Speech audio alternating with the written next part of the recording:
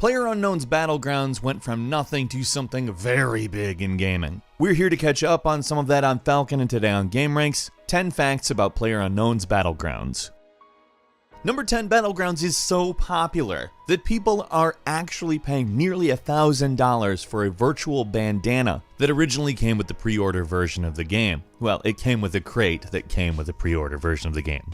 This bandana can sell for over $1,000, which is absolutely batshit bananas. There is no way to drop it in any other crate besides the pre-order, and I don't think a lot of people knew what this game was going to become, so not really many people pre-ordered. And I have to believe everyone is kicking themselves in the ass right about now who couldn't use a cool grand for literally nothing. So if you pre-order the game and you have that bandana, you're sitting on some gold. Demand is high, you supply. I made up that rhyme right now, and it probably shows. Number 9, when Battlegrounds was being developed, the South Korean studio that partnered with PlayerUnknown, that goes by the name of Bluehole, apparently argued with him quite a bit. They claim to be the first Korean game dev team that took a foreigner as its creative director, and a very large number of people, from investors to just people within the company, considered this a big risk. But they don't chalk up the arguments to the cultural differences and the fact that he was the first foreign creative director of a South Korean team. They actually look at it as just a part of game development, especially for a team and a director that are very passionate and all have different ideas. Finding the right overlap in all those ideas can often be quite a trying process.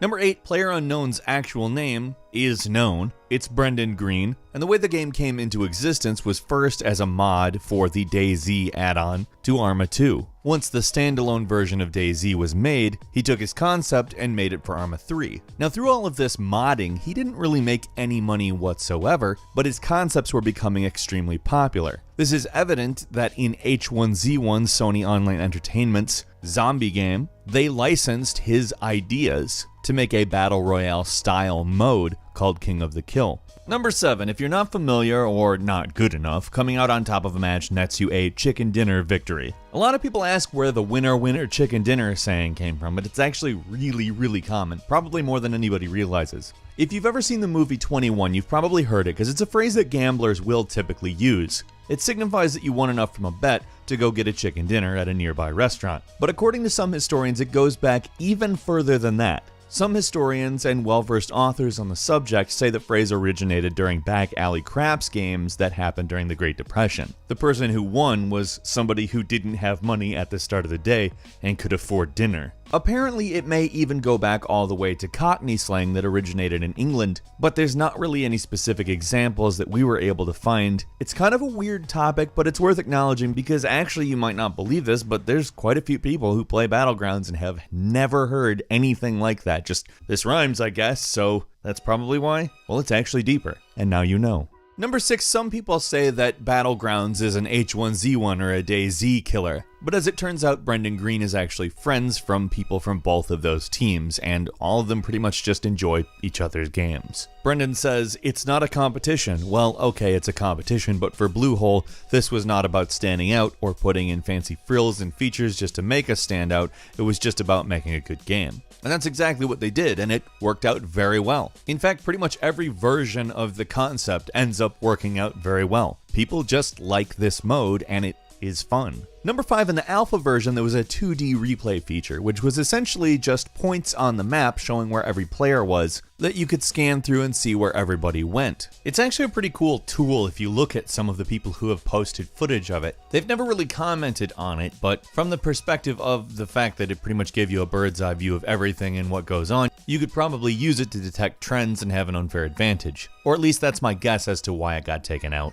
Number 4, PlayerUnknown was initially very reluctant to put the game on early access because, well, there's a lot of stigma attached to early access because there's a lot of people who have abused early access. Valve didn't really do a great job at anything resembling quality control with early access, and there was just an absolute load of stuff on there. That was an absolute load. But they also needed to raise money to operate and develop the game, and the producer convinced him that they would go into early access, but they would do it as the game was stable and playable. So instead of an alpha version, it was a beta version. That put some of his fears at ease, and also the game was really well received, so I mean there's that too. Number 3, PlayerUnknown doesn't really consider himself to be a full-on gamer. Up until DayZ happened, he played games occasionally, according to he himself. But he just really loved the idea that there was a game that was interesting without there being any kind of linear storyline. Essentially, you had emergent gameplay, and you did what you wanted. He's been a designer, a photographer, and a DJ, and he's never really found anything that he considered himself that great at, other than modding games. He goes by the handle of PlayerUnknown because he actually does like anonymity quite a bit, although that's a thing of the past, at least you might think. Apparently he doesn't have that much trouble not being recognized in places where he doesn't want to be. Unless he's got a name tag on, people tend to not realize it's him, which he definitely values, but again, the game keeps getting bigger and bigger, and that can't be expected to last very long. People do know who he is. Number 2, Battlegrounds set the all-time record for simultaneous players at once at 1,342,857 players. This was very recently in September, and to have it overtake Dota 2, which is by the way a Valve product on Valve's platform, is honestly pretty amazing. And finally, number 1, yes, anonymity is something that PlayerUnknown favors, but where'd he get the idea for PlayerUnknown? Well, the default name in Arma 2 was Player 1, so when he needed to create a character for a server he was working on, he changed it to PlayerUnknown, probably because of the anonymity thing and the fact that it actually sounds pretty damn cool. It stuck. He's liked it and he's used it in everything ever since, including his company. And a quick bonus fact for you as well, speaking of that company, Battlegrounds skyrocketed Bluehole's worth to $4.6 billion.